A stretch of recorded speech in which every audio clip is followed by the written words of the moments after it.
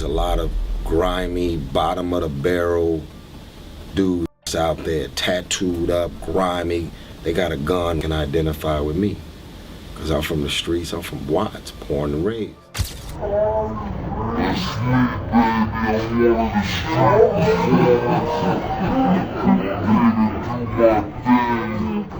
the grapes show me love. All the grapes show me love. Great walk. Tyrese Gibson is now one of Hollywood's biggest success stories, but did you know his life could have turned out completely different if not for an OG who gave him what might have been the best advice of his life? Tyrese could have easily ended up as a member of the Grape Street Watts Crips, a gang notorious for its chaos and mayhem. But let's rewind and dive into how things could have gone differently. Watts, the biggest gang is Grape Street? It would be the Grape Streets and the Bounty Hunters. Okay. Those are like two of the powerhouses of Watts. Tyrese's journey began in the rough and tumble neighborhood of 113th and Grape in Watts, California. As a kid, he would play cops and robbers with his friend Daniel, blissfully unaware of the harsh realities around him. His upbringing seemed destined to push him towards jail, failure, or drugs. Yet instead of succumbing to these fates, Tyrese took the values he learned from his stepfather, Mr. Charlie, and the negative examples set by other men in his mother's life after Mr. Charlie passed away, and used them as fuel to chase his dreams of a better life outside Watts. Real clothing. It was real. It's very real. Okay. And in Watts, the biggest gang is... Education was the first step on this journey, but it wasn't easy. Tyrese faced numerous obstacles. He was diagnosed with ADHD, making him extremely hyper and a class clown, which led to his placement in a behavioral private school. On top of this, the gang activity in his neighborhood was a constant threat. Growing up in Crip territory meant immense peer pressure to join the gang life. It seemed almost inevitable until Tyrese crossed paths with an OG named Dirtbike Fred. Dirtbike Fred saw something in Tyrese and decided to steer him away from the gang lifestyle. One day, Fred gave Tyrese a literal kick in the ass and told him to get off the block and stop trying to be a Crip. Reflecting on this pivotal moment, Tyrese recalls, quote, "It takes a Dirtbike Fred to get off the block. It takes them because that's who we look up to. So if they're telling you to get out of there, what are you going to do? Nah, I'm staying. I wish you would stay. Everybody is scared of the big homies in the hood. Nobody wants to piss the big homies off. They push a button and it's cracking." There's a lot of grimy, bottom of the barrel dudes that's out there, tattooed up, grimy. They got a gun, can identify with me. Cause I'm from the streets, I'm from Watts, and raised. Listening to Fred's advice, Tyrese got off the block and found himself at a grocery store parking lot. But he wasn't there to cause trouble. He was there to make enough money to eat and eventually catch the bus to school. The grocery store had a system where you had to insert a quarter into the cart mechanism to release the lock. When you returned the cart and reconnected it to the row, your quarter popped back out. Ever the resourceful kid, Tyrese realized he could gather enough money to buy food by taking the carts back for the quarter. However, the shoppers didn't see it the same way. To them, that quarter was theirs to keep, even if their cart was full of groceries. Tyrese, after hustling carts, begging to pump gas for change, cutting grass, doing anything he could, would often walk 5 miles back to his house with no money or food, going to bed hungry night after night. This routine began when he was just 10 years old and continued all the way through high school. His school was 2 miles away, a trek that took him through various gang territories. Despite these challenges, Tyrese graduated from Locke High School in '96 and went on to become one of Hollywood's most successful actors. I made a decision. I decided what it was gonna be, who I was gonna be, what I was gonna be. But let's take a step back and imagine what Tyrese's life could have been like if that OG hadn't stepped in and told him to get off the streets. The Grape Street Crips, notorious for their chaos and mayhem, could have easily become Tyrese's reality. Rewinding even further, let's paint a picture of Los Angeles back in the 1950s. The city was booming, one of the most prosperous places in the country, with fantastic weather and beautiful beaches, making it a veritable paradise. This allure drew many people from the southern United States who were escaping the harsh realities of the South. They saw LA as a utopia, a place where they could build a better life. However, when they arrived, many faced a starkly different reality. Instead of open arms, the African American population were met with hostility. At the time, LA was about 95% white, and the existing population was not too thrilled about the demographic shift. They made life incredibly difficult for the new residents, even passing laws to ensure that African Americans could only live south of Central Avenue. This is how South Central Central came to be. These laws effectively barred African Americans from living in 80% of Los Angeles County, pushing them to the fringes of society and placing them at a significant disadvantage. South Central, Watts, and Compton were among the areas where large wartime housing complexes had been converted into public housing units. Watts in particular had the highest concentration of public housing on the West Coast, with 1 out of every 3 residents living in these units. The rent system was such that residents paid 1/3 of their income in rent. If someone made $100 a month, their rent was $33. However, half of the public housing residents in Watts were unemployed, meaning many of them lived rent-free. Over the years, these areas became hotbeds for crime and danger. The situation kept deteriorating, making life increasingly difficult for those who lived there. We have no other way to get our frustration out, because we already at the bottom. You know, what else can we? The residents of Grape Street primarily came from 2 places, Memphis and New Orleans. Many of them eventually moved back to the South, bringing the Grape Street culture with them. That's why you can find Grape Street neighborhoods in places like Memphis with rappers like Blockboy JB and NLE Choppa representing the Grape. In LA, Grape Street became one of the most feared gangs around. They gained a notorious reputation and had beef with just about everyone. It's really Grape Street versus the world. So Grape Street Crips are pretty easy to spot in LA because they rock purple, setting them apart from everyone else. One of their most famous members is the rapper 03 Greedo. It's not just their clothing that makes them unique, it's also the way they talk. Even after all these years, their southern accents and slang have been passed down through generations. Grape Street is like one big, tight-knit family, all connected through the streets and the color purple. Whenever they show up at an event, they roll in deep, like 200 people deep. And their reputation? Let's just say they're known for causing quite a bit of chaos. Let me take you back to August 11th, 2002, a day that went down in infamy.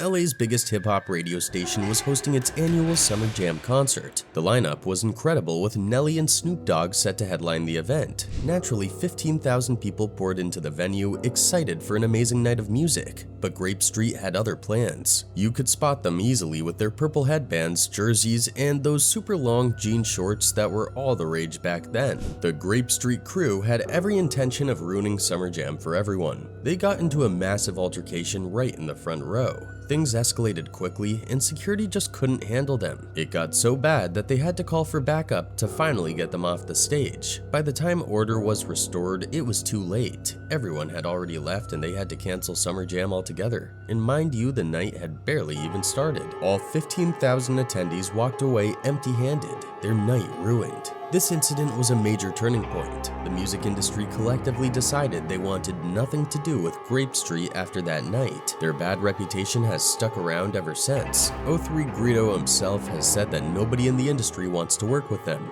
Grape Street has left a significant mark on LA, though certainly not by everyone. Which brings us to the Nickerson Gardens, the largest public housing complex west of the Mississippi. This place is massive, with 156 buildings and over 1,000 units, just a 5-minute drive from Jordan Downs. Nickerson Gardens, like Jordan Downs, was initially developed as temporary housing back in the 1940s. Over the years, though, it became a stronghold for the Bloods, specifically the bounty hunters, also known as BHB. In Nickerson Gardens, all you see is red because that's the Bloods' color. The one thing you definitely won't see there is purple because that's the color of their rivals, the Crips. The rivalry between Grape Street Crips and the bounty hunters in Nickerson Gardens goes way back and has never really stopped. It's been a constant battle, a street war that's shaped the lives of everyone in those neighborhoods. The Nickerson Gardens has its fair share of representation in the music world. For instance, J-Rock, one of Kendrick Lamar's biggest artists on TDE, hails from there.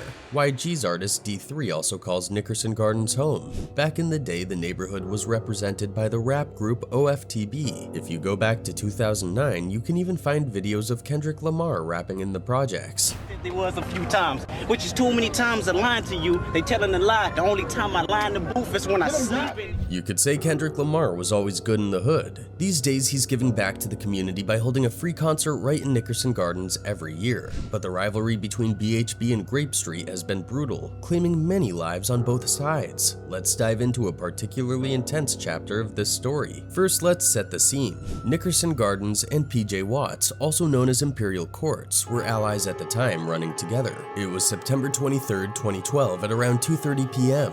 The weather was perfect, a sunny day in LA. Marvin Vital was just chilling outside with his girlfriend in Jordan Downs when a car suddenly approached. Bam! Marvin got hit and was rushed to the hospital with a huge bandage wrapped around his head. Luckily, the bullet didn't go through and he ended up being okay. While Marvin was at the hospital, LAPD showed up at his bedside ready with their notepads to ask him questions. But Marvin wasn't having any of it. He got furious, ripped off his medical equipment and stormed out of the hospital in his gown. He went straight back home to Grape Street, head still wrapped in bandages. As he arrived, neighbors heard him shouting, "I'm gonna get them back." Marvin linked up with two of his Grape Street associates, Kevin Phillips and Christopher Ladd. They were all fuming and determined to make a statement. Instead of renting a car, they decided to use Phillips' girlfriend's minivan, a blue Chrysler Pacifica. They waited for the sun to set, and at 7:15 p.m. it was go time. They headed down to Nickerson Gardens, driving around until they spotted Flipside, a legendary rapper from OFTB. Flipside was outside with his girlfriend when the minivan approached. The guys in the van called him over, and Flipside, sensing something was off, turned around and ran towards the apartments, but it was too late. They jumped out of the minivan and fired multiple fatal shots at him. 4 bullets were recovered from Flipside's body, and 11 shell casings from a 9mm handgun, along with 2 casings from a 45mm handgun, were found at the scene. After the shooting, they hopped back into the minivan and headed over to Imperial Courts. They cruised around looking for PJ Watts members. That's when they found Marquise Brider, who was visiting his girlfriend Trisha McQueen at her apartment in Imperial Courts. When the night was winding down, Brider stepped outside of McQueen's apartment, and suddenly gunshots rang out. McQueen looked out the window and saw a man getting into the minivan. One guy climbed in through the sliding door and another got in the front passenger seat. McQueen saw one of the men tuck a weapon into his waistband before they drove off, but not before shouting, "F you, this is Grape." McQueen ran outside and found Brider had been shot 6 times, including a fatal shot to the head. About an hour later, Marvin and his crew were still driving around Watts in that same blue minivan. A police officer noticed a taillight was out and pulled them over. That's when it all came crashing down for them. They didn't even bother hiding anything. All the evidence was in plain sight. They didn't run or try to ditch anything. They seemed resigned to face the consequences. It's clear that Grape Street was on a mission that day. Ultimately, all 3 of the Grape Street Crips were sentenced to life without the possibility of parole, plus 25 years to life for the gun. The killing of Flipside, a prominent figure in the community and mentor to young artists like J-Rock, sent shockwaves through Nickerson Gardens. Flipside had OG status and was just caught in the wrong place at the wrong time. The loss of Flipside was not just a blow to the BHB, it was a loss for the entire community. He was a guiding force for the younger generation trying to make it out of the gang life through music. The folks at Nickerson Gardens were devastated and determined to retaliate. On Halloween in 2012, the tensions between Nickerson Gardens and Grape Street were at an all-time high. That night, Nickerson Gardens' crew slid through Grape Street territory and shot 3 people. Thankfully, everyone survived, but the Nickerson guys felt like their mission was not accomplished. They wanted to send a stronger message. Fast forward 6 days to November 6, 2012. It's another day in the neighborhood and 12 people are just hanging out on Grape Street when a black car pulls up behind the projects. The men jump out yelling, "What set you from?" Before anyone could respond, shots were fired. The scene was chaotic and the aftermath even more so. LAPD, looking to show they were on top of things, arrested a man named Damien from Nickerson Gardens based on a social media post. They didn't have any real evidence, but they needed to make a show of effort. This is something DAs often do when there's a headline-grabbing incident. They make arrests to calm the public. They threw Damien into a cell with an undercover cop, hoping he'd spill some beans. Sure enough, the undercover cop played his part, asking casual questions at first, then diving into specifics. Damien, feeling comfortable, started talking. He detailed the whole operation, admitting it was him, Cordell Hawkins, and Darnell Snell. He described how Cordell was driving and Darnell was on foot, but froze up during the attack.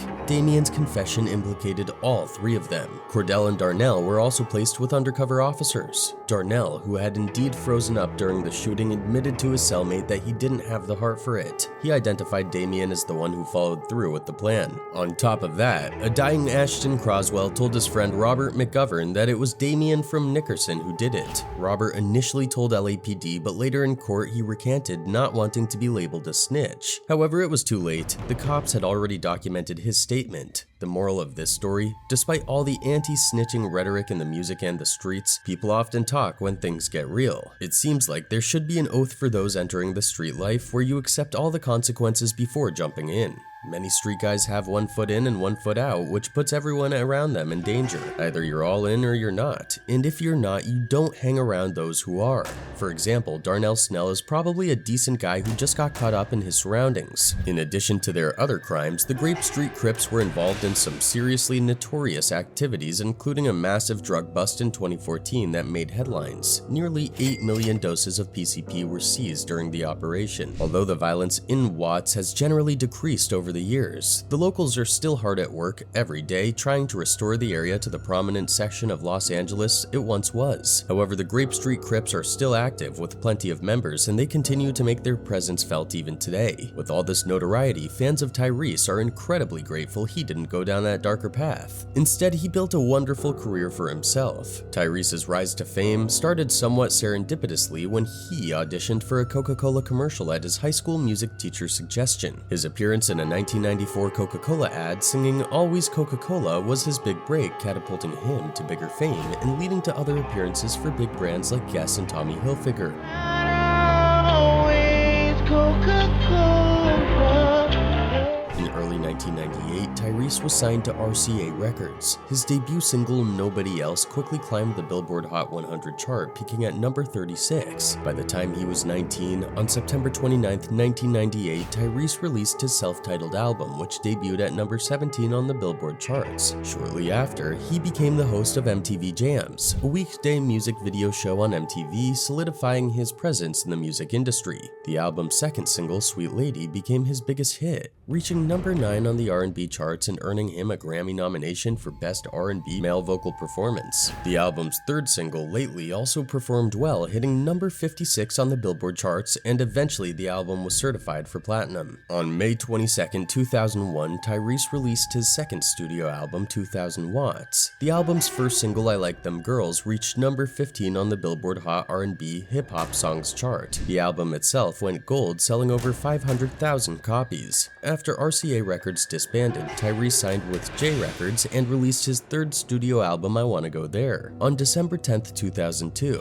The album's lead single, How You Gonna Act Like That, debuted at number 7 on the Hot R&B Hip Hop Songs chart, becoming one of his most successful singles. Tyrese took a break from music to focus on his family and acting career, but made a strong return in 2011. He signed with EMI and released his fifth studio album, Open Invitation, on November 1st. The album debuted at number 9 on the US Billboard 200, sold 130,000 copies in its first week, and eventually sold over 400,000 copies. The lead single, Stay, peaked at number 11 on the US Hot R&B Hip Hop Songs chart. The second single, Too Easy, featuring Ludacris, peaked at number 38, and the third single, Nothing on You, peaked at number 61. In 2013, Open Invitation earned Tyrese his third Grammy nomination for Best R&B Album. His sixth album, Black Rose, 2015, debuted at number 1 on the US Billboard 200, becoming his highest charting album to date. Throughout his career, Tyrese has sold over 4 million records in the United States alone. Beyond music, Tyrese has also made a mark in the literary world. In 2009, he co-created a 3-issue comic book titled Tyrese Gibson's Mayhem, inspired by his first visit to Comic-Con.